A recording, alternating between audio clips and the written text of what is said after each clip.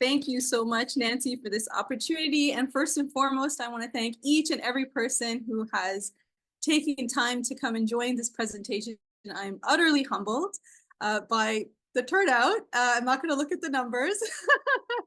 I was just telling Nancy, oh my goodness, what if like a few people show up? I'm like, oh, it'll be nice and intimate, but thank you so much. I am utterly humbled by everybody's presence here, that you have taken time out to hear me speak about a topic that is very big in its nature, but I am just going to be scratching the surface of what unconscious bias is and the impacts of it, and hopefully give you that opportunity to kind of just think about your role in and how you actually will impact others just through unconscious bias. Because our behaviors have a source and a reason to the way we act or react. We don't act in isolation, but in context. After all, it's human to have bias.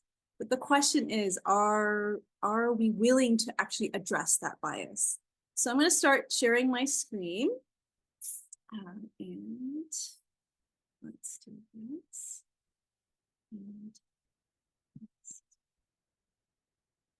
Great. And a quick intro about myself. I am an international school educator. I'm based in Zurich, Switzerland. I was formerly a math and science teacher, turned learning support teacher, turned head of department for learning support, turned EAL teacher, turned TOK teacher. So I feel that my journey into education has really evolved with my understanding of what education really is and how I can actually make curriculum accessible for all learners. And so to get us started, I want to make sure I have this full screen.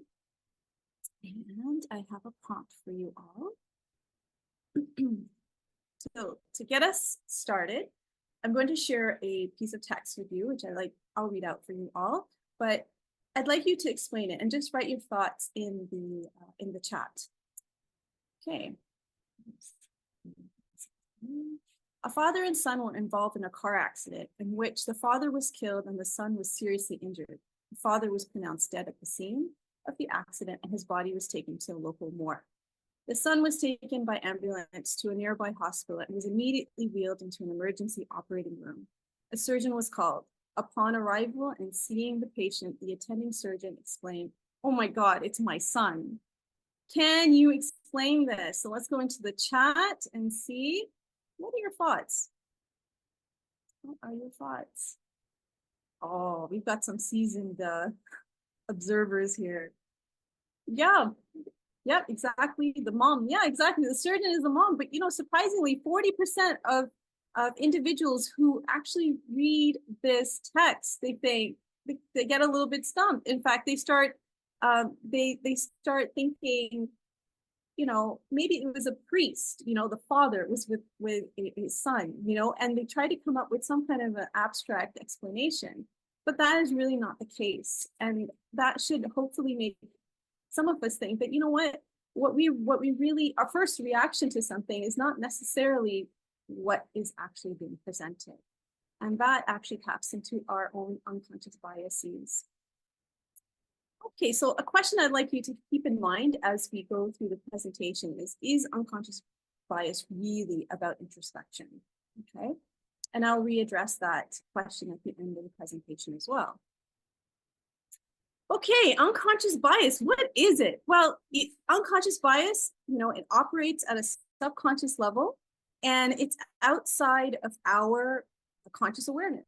Sometimes it runs contrary to our conscious belief.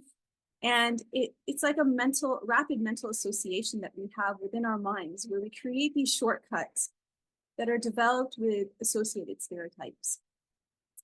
And the thing is that as a result, we develop attitudes and behaviors that we attach to these associations.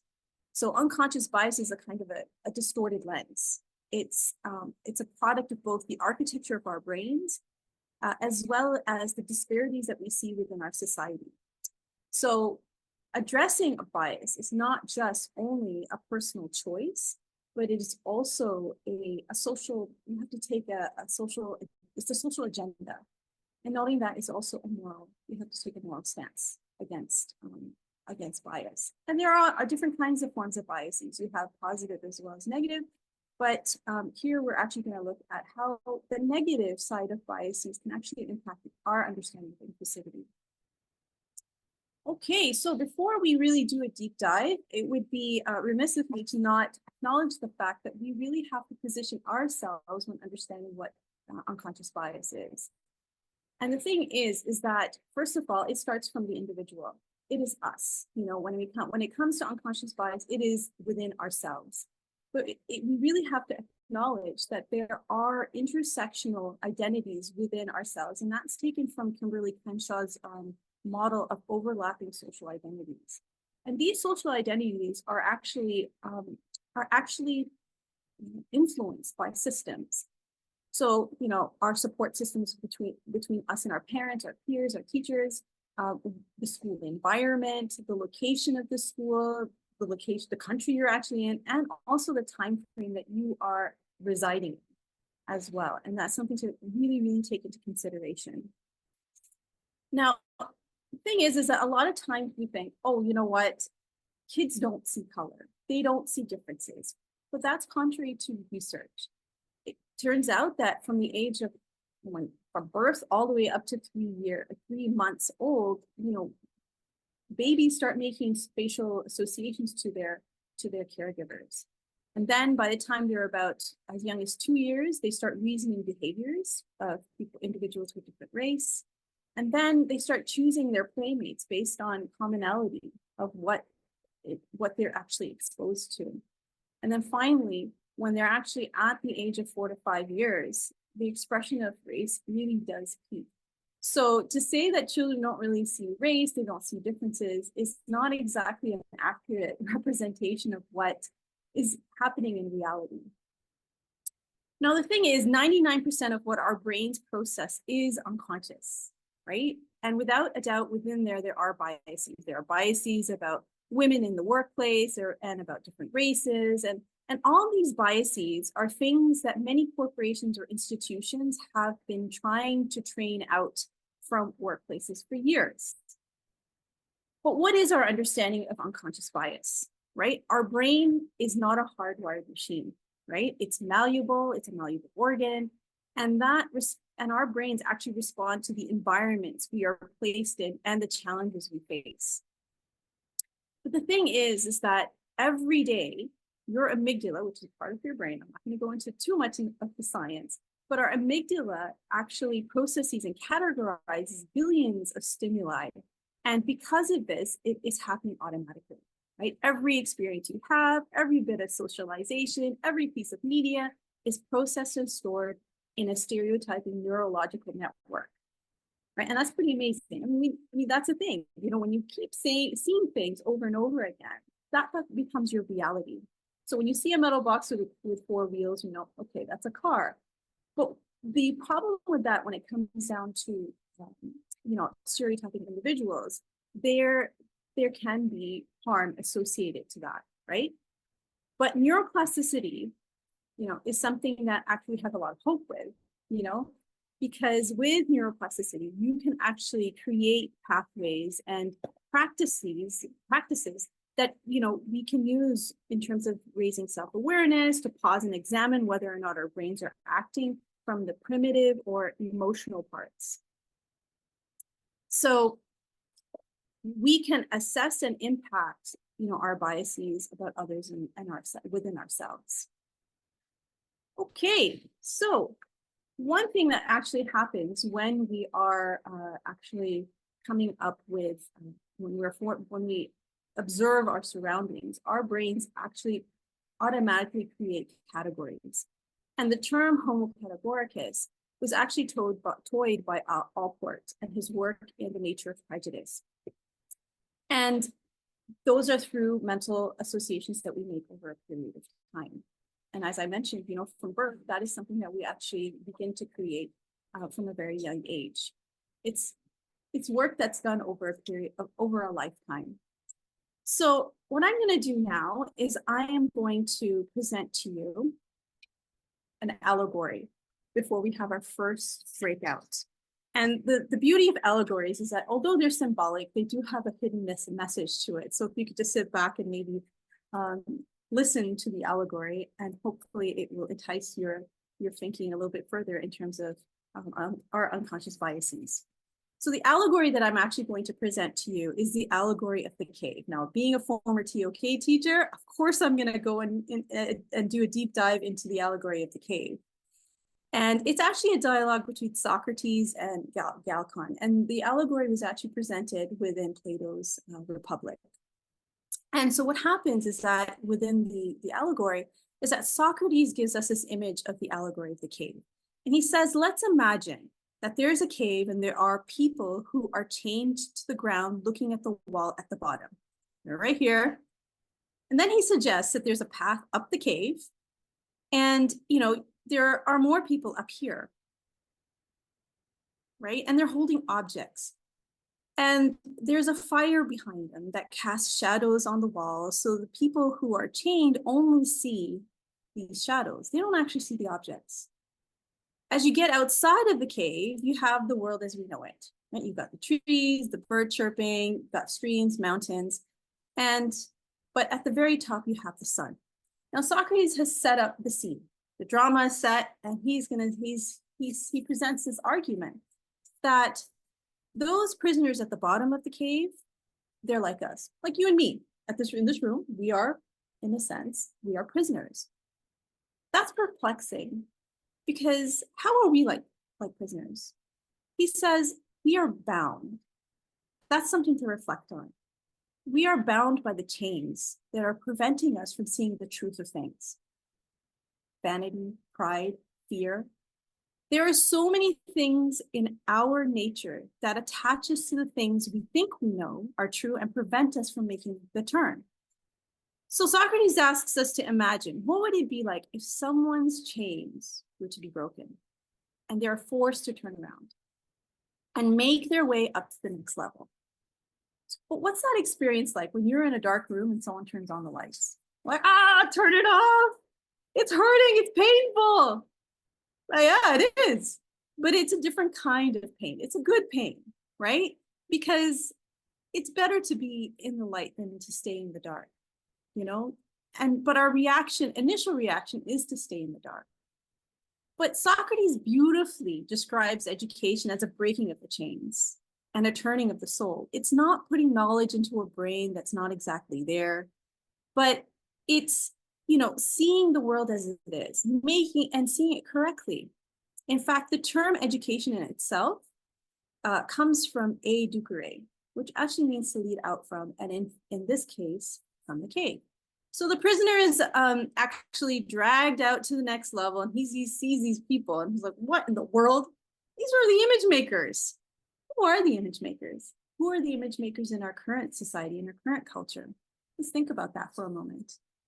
We are bombarded with images in social media, commercials. You have it. We are bombarded in what is considered good or bad, beautiful or unsightly, which makes us reimagine reality in a different way and then to desire those concepts. Let's take it a little bit deeper, right? And think about the language we use. And then think about how deeply our contact with reality is mediated by these images and concepts that are actually presented to us.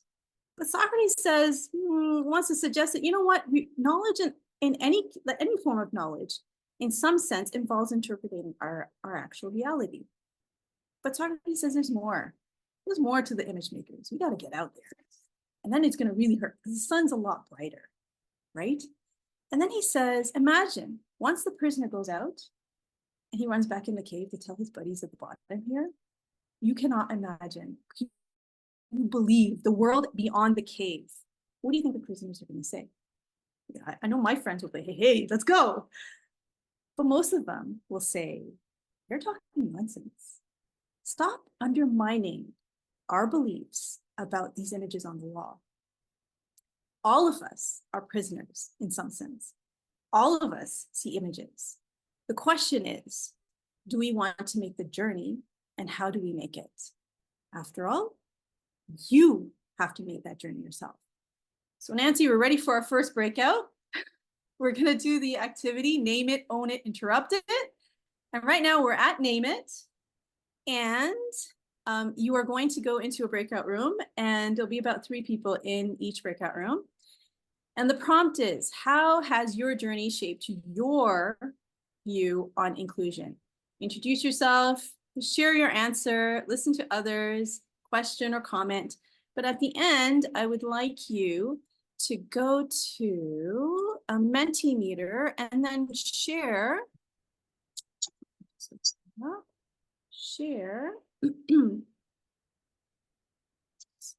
screen. And these are the instructions. I think, Nancy, the code, that's the website, and the code is right there. You can scan your QRC code. And I also have the QRC code here too. So name it, and then you can share a collective statement, or if you want to share your own statement on how your journey was shaped on inclusion, please do. But that is what you will be doing in your breakout. Great, thank you so much for sharing your thoughts on the prompt. And I'm going to just quickly read a few. I mean, they're all amazing. Room 4, Nancy and I were just saying you guys are really rocking it, and you really were. But I want to give everyone the acknowledgement as well. But yeah, so just to read some, equal a completed puzzle, finding your way and finding yourself beyond yourself, different academic needs, absolutely very important.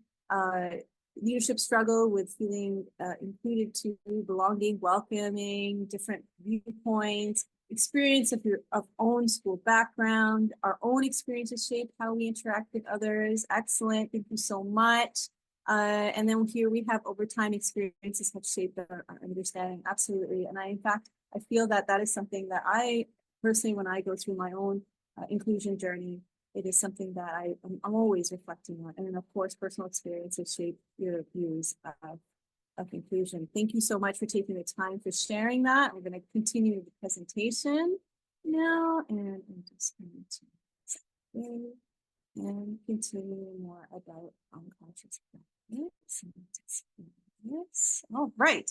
Now, it would be remiss of me not to actually acknowledge that we have bias traps. Like, when does it actually really show up?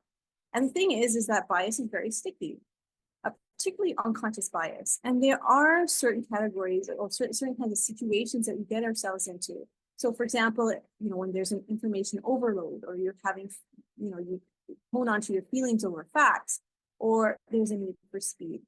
So just take a moment just to read what these different forms of unconscious biases, how do they act up? So just to look at one example here, confirmation bias, you're seeing information that supports existing beliefs, your beliefs. Here's another one, in-group bias. Again, you're favoring people who look or those who are like us, yourself.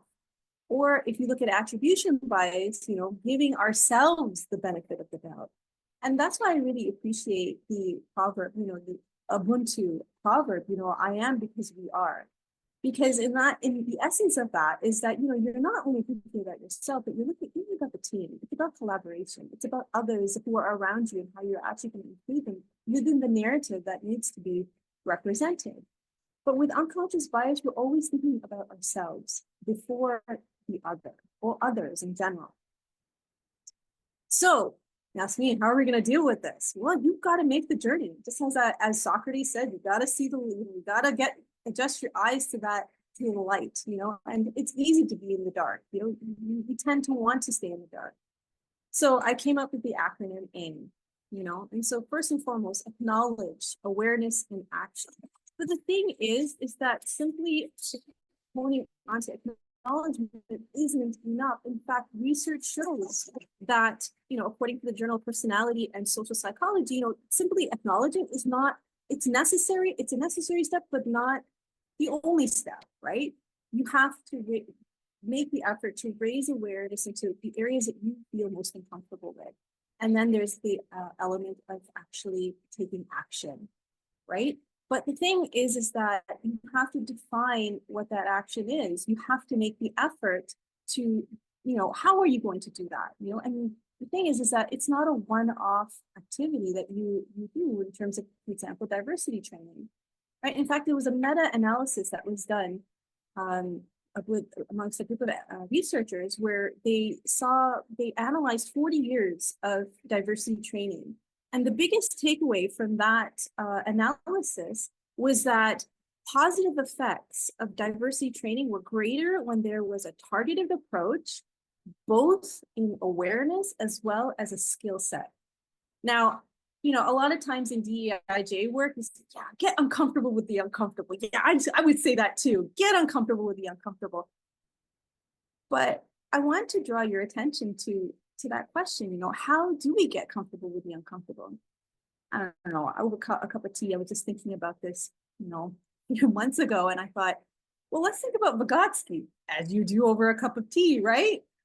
Vygotsky talks about the zones of proximal development, right? And we say to our students, we gauge our lessons around that whole concept of like, don't make it so difficult, but make it difficult, challenging enough that you can sustain your own understanding or your own focus through an activity, through effective scaffolding. A lot of times when we say, oh, get uncomfortable with the uncomfortable, what happens is that people shut down. People who work do DEIJ work, you see that quite often. It's like, oh my goodness, why are people looking away? Why are they silent all of a sudden? Why are they shutting down? We need to have this conversation. And it's because we don't know how to hone into our uncomfortable when we are experiencing discomfort.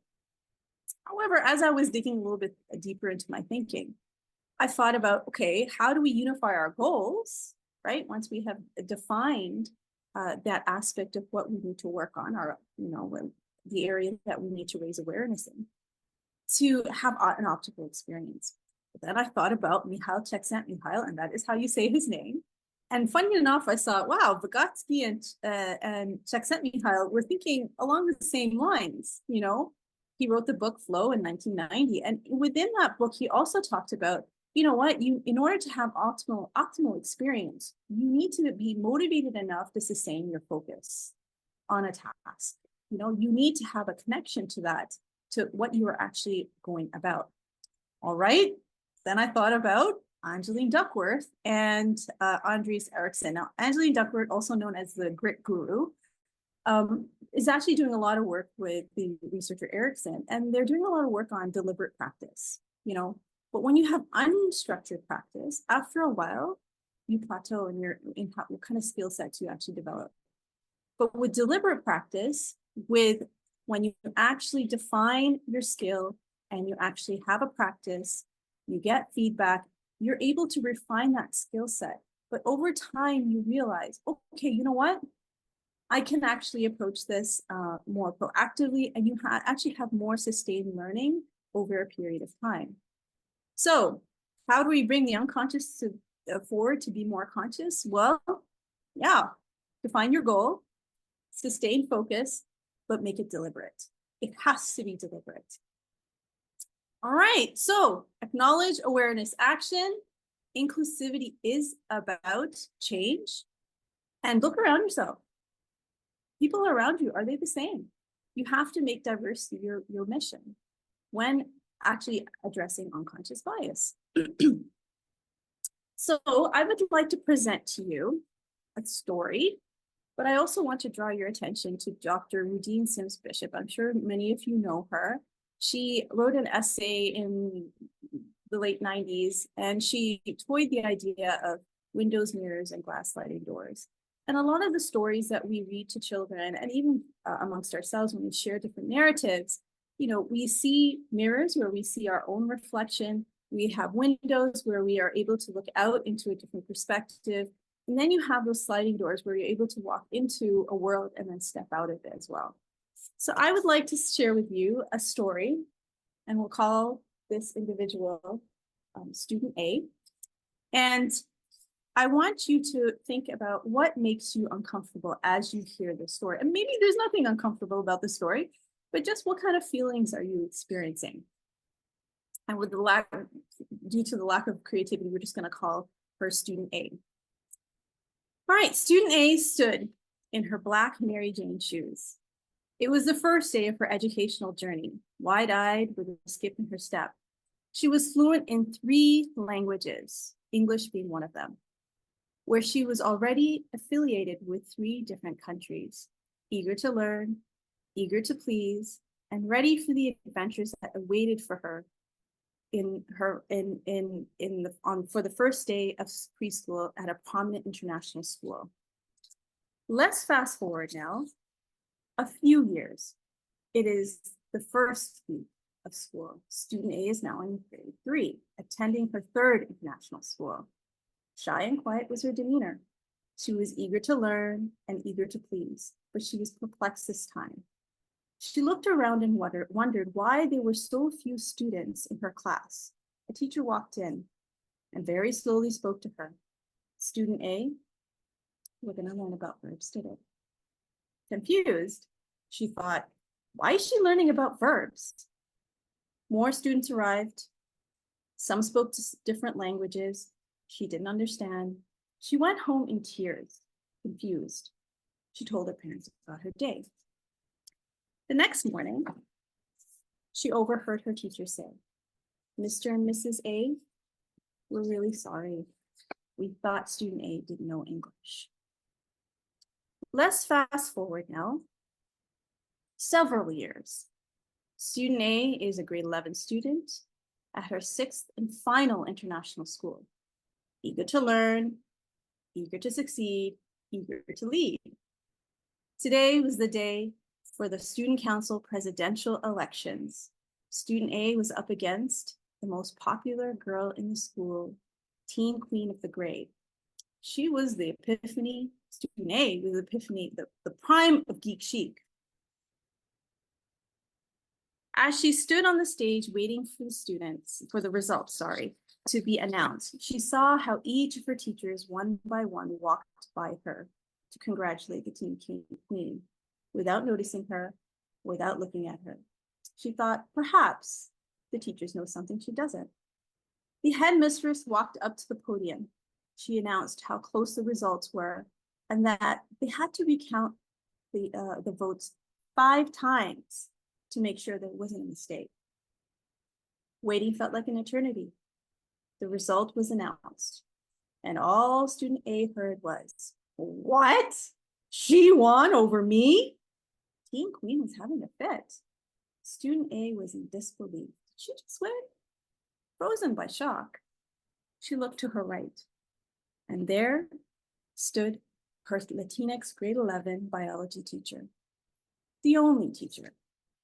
Congratulations, student. You earned this. But remember this, you will be seen, you will be heard, you will be respected. Now go up there and soak up the moment.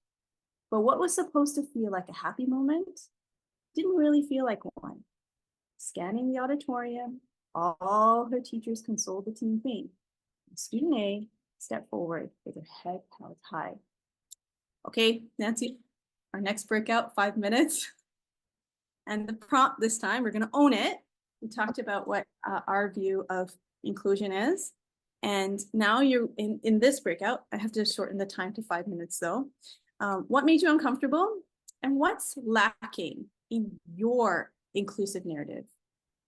Welcome back, everyone. Now you must be wondering if there was a Menti, and I forgot to mention that. I wanted to create a safe space because it is an uncomfortable, there were some uncomfortable moments within that story, and maybe you wanted to share an uncomfortable moment yourself. So that's why I decided that it's better that we just share our thoughts in a safe space within our breakout rooms. So, but we will do the last part, which interrupted it, and that's the last part of our strategy.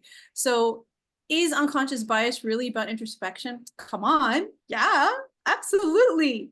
But there is work involved in the introspection, right? And so from the beginning, and we will end with interrupted, you know, you named your idea of what inclusion is. You owned it, because I made you all question, you know, what is lacking in our idea of what inclusivity is.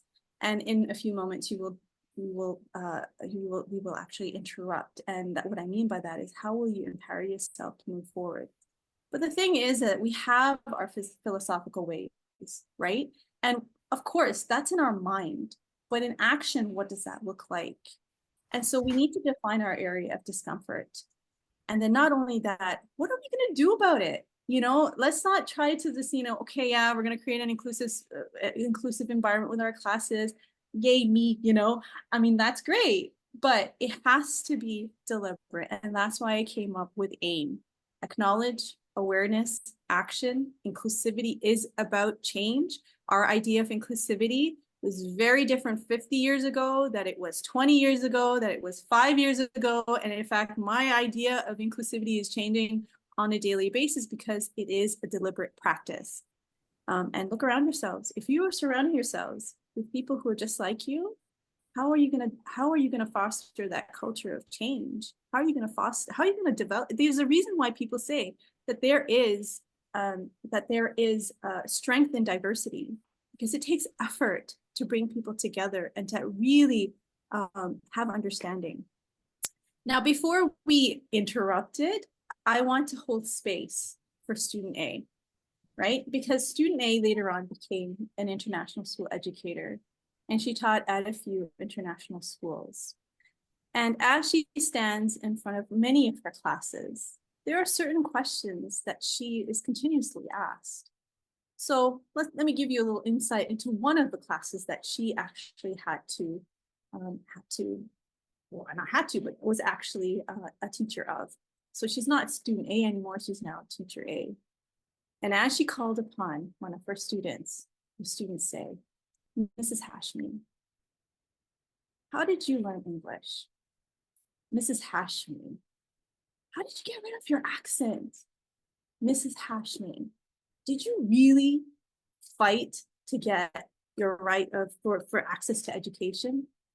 Now, I love Malala Yousafzai, and it would be an honor for me to actually be a Nobel Peace Prize laureate.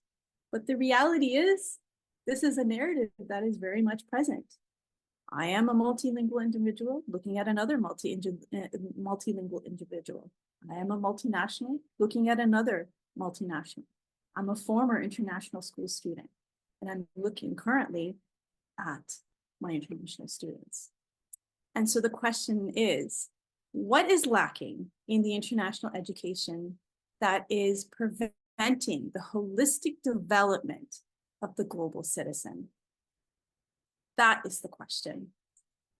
Because the catalyst for external transformation lies in the profound shifts we make within ourselves. We have to be the change. We have to hone into our discomfort to bring that change within our international school systems.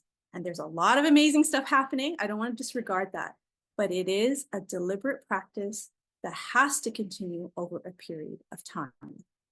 So, as promised, you're now going to do the interrupted activity. And I have to close these, like, the thumbnails keep coming up on the side, but okay, let me just close the screen. And back at the Mentimeter, and I will share this time. I forgot to share the code. I'm going to go into the chat box now and share that. And what I would like you to do, share this with everybody. Okay, it's in the chat box, the link, and the code is at the very top as well. I want to make sure I share the code 8552870. And what I'd like you to do as our close, and you have a few minutes to do this, is select 3 empowering words for change. What are those 3 empowering words for change? Think, challenge, reflect. Very good, thank you.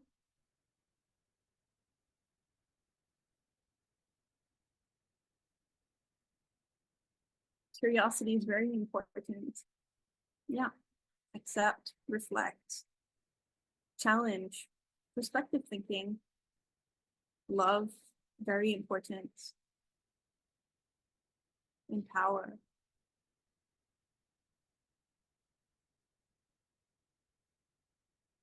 Communicate, willingness, speak up. Absolutely. I'm actually reading a book about this, how silence is something that is a learned behavior. But that's another session. I'm not going to talk about that right now. Listen, humanize, challenge, absolutely, honesty, discipline. Wow, these are awesome. Communicate, perspective taking, transparency, access space, very good. Think, courage, self-awareness, empathize, transformation, resilience. Awesome. Humanize, connect, passion. Very cool.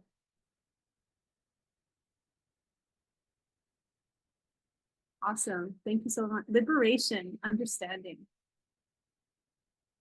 humility, compassion, so important.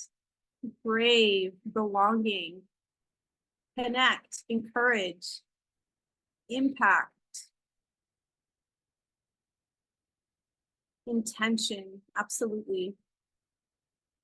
Support, you know why we need those support structures. You know, and I want to also hold space and say that unconscious bias is something that does inflict harm, you know, and if we act upon those stereotypes and we really show that stereotype amongst our behaviors, you actually could model the stereotype and actually mirror it into your students and those around you. It's something to actually definitely acknowledge. But also, as my biology teacher said to me at one point in time, for those who are do actually experience unconscious bias, I just want to say that create those support structures around yourself. It's so important.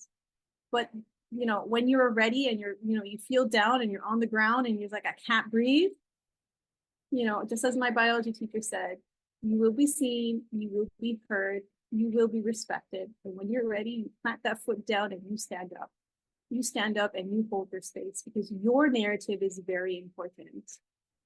Wow, I'm so touched, Nancy. Thank you so much, everyone. It has been a pleasure. I am absolutely humbled by this whole entire experience.